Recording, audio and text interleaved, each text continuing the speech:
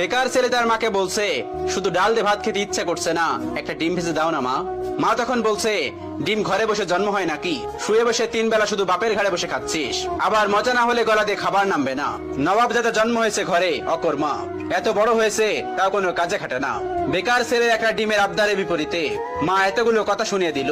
রাগে গজগজ করতে করতে জায়গা ত্যাগ করলো। খাবার টেবিলে মায়ের এমন কথা শুনে গলা দিয়ে আর খাবার নামলো না। ভাতের প্লেটটা রেখে হাত ধুয়ে ফেললো।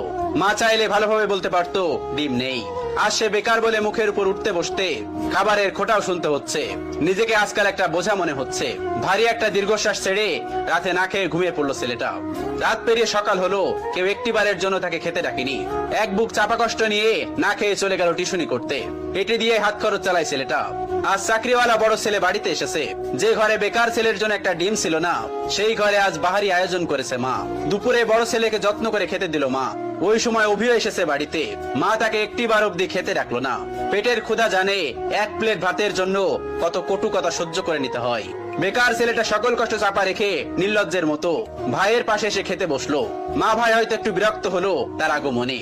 মা 2 ছেলেকে ভাত দিল, তবে বড় বড় মাছের টুকরো গুলো এবং মাংসের টুকরো গুলো চাকরিওয়ালা ছেলের থালাতে উঠলো। অভি মাথা নিচু করে এক থালা কথা নামক খাবার হজম করছে।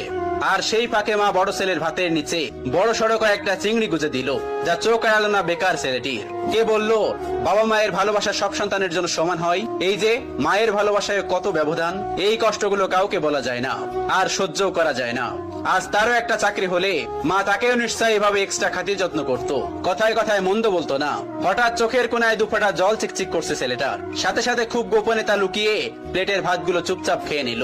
বিষণ্ণ মনটা নিয়ে শুয়েছে ছেলেটা কিছুক্ষণ।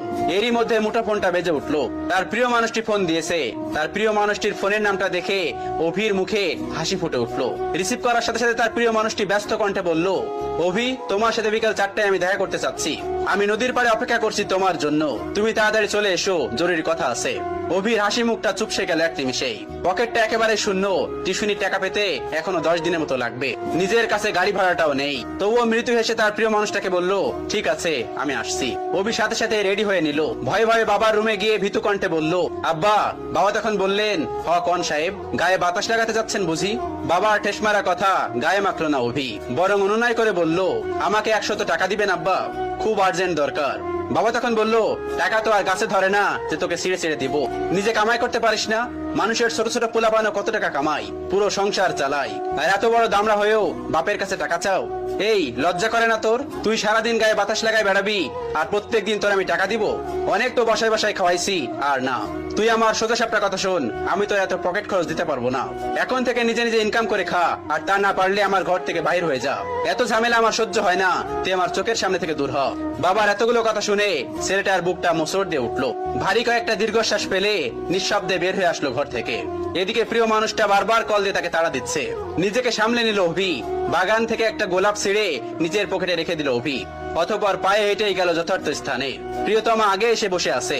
অভিকে দেখে উঠে দাঁড়ালো এবং বিরক্ত কণ্ঠে বলল, এত দেরি করলে যে? জানো আমি কতক্ষণ ধরে বসে আছি? অভি তখন বলল, সরি আমার অনুরাগী, রাগ করো না আমার উপর, আসতে একটু দেরি হয়েছে। প্রিয়তমা তখন বলল, চুপ করো, চুপ করে থাকো, নিশ্চয় টাকা ছিল না? নিশ্চয় পায়ে হেঁটে এসেছো? অভি তখন মাথা নিচু করে ফেললো। প্রিয়তমা তার হাতে একটা কার্ড ধরিয়ে দিয়ে বলল, সারপ্রাইজ। ছেলেটা তখন বলল, কি এটা, কিসের কার্ড? তখন তার প্রিয়তমা তাকে বলল, এটা আমার বিয়ের কার্ড, ফার্স্ট আমি তোমাকেই দিলাম, এসো।